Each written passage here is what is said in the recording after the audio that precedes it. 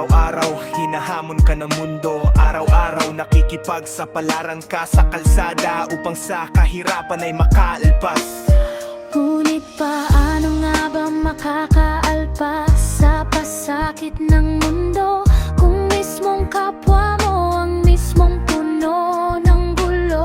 Araw-araw sa kalsada, araw tumulan ay di mo alintana sa bawat biyahe mo. Ang baon lang ay dasal at pasensya, dasal na makauwi ka ng ligtas sa pamilya. Na tanging pinagkukunan mo ng lakas at inspirasyon upang sa buhay ay magpatuloy.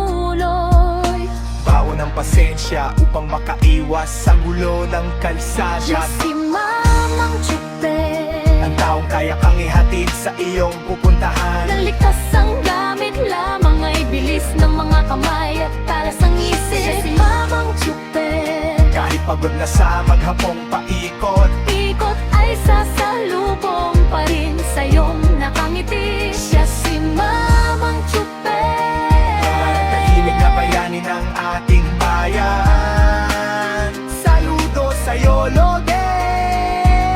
Minsan, wala na kita, tapos mahuhuli pa ng mga walang konsiderasyon. siya si Mamang Chupe. Aminin mo, Minsan ay when ang 2, 3